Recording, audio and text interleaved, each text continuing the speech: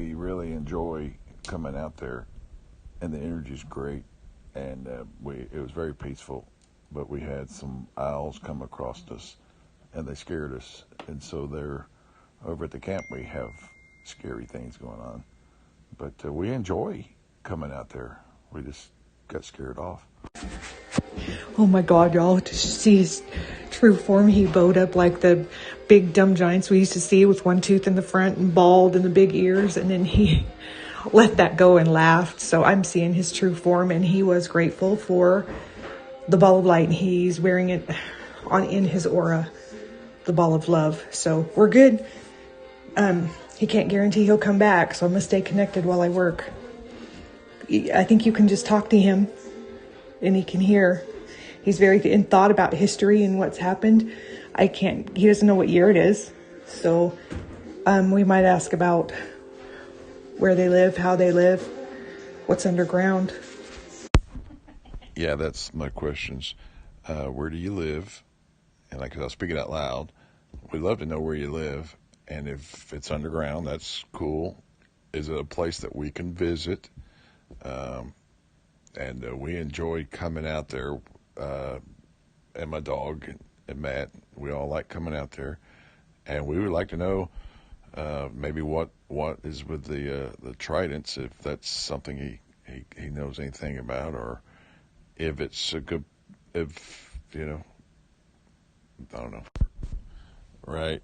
Yeah, we don't want to push on them, and they're friendly.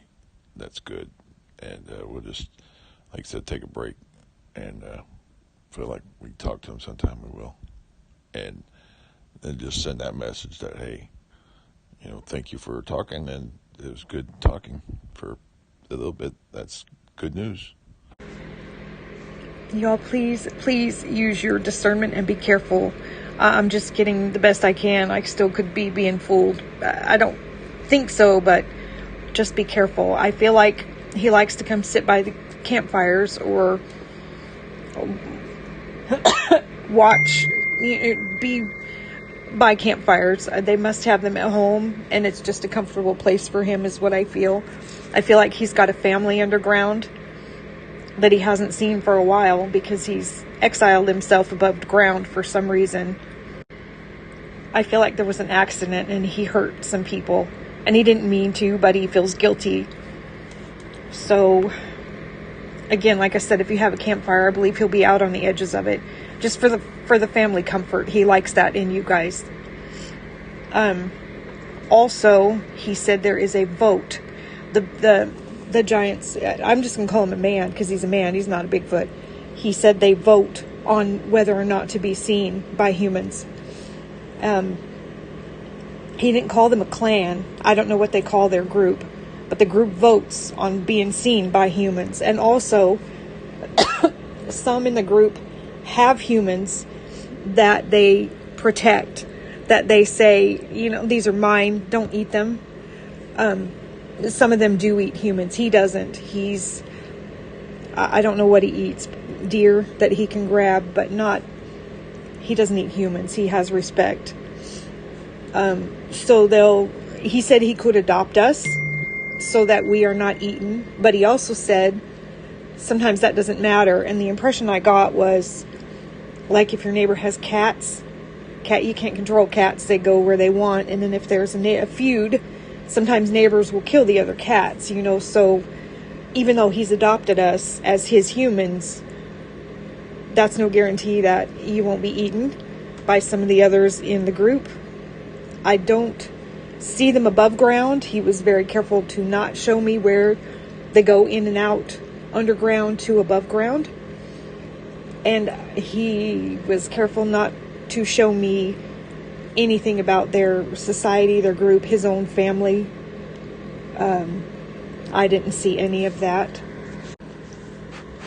He's still above ground. I feel like I saw a clearing in the trees, and it's got to be huge because he's huge. He's just said he lives out in plain sight, but somehow the way the light reflects off of whatever little cabin-like thing he's staying in, it might be a mound, honestly. It might be a dirt mound with grass over it that he lives in. so that he's not seen.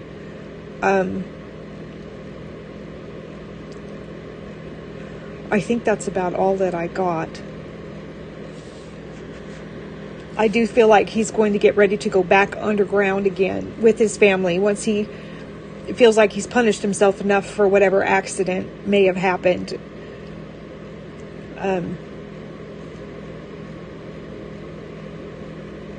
I think that's it. I think that's all I got. He said there is no punishment for eating a human or killing a human. That's his own conscience, is what is the impression that I had gotten. There's no punishment for it. Now, when he's going to adopt us, I'm sure, when he gets back. When he adopts us, even though we're adopted, if one of them does kill us, there is a slight punishment for that. And I don't know what the punishment even might be, but I don't believe it's more than what we would consider a slap on the hand. It's not a big deal to kill humans. They don't, it's like, they just don't care that much. Most of them, they're just, I don't know, so big that we're a little bit bigger than ants, but maybe we're like chickens to them. I don't know.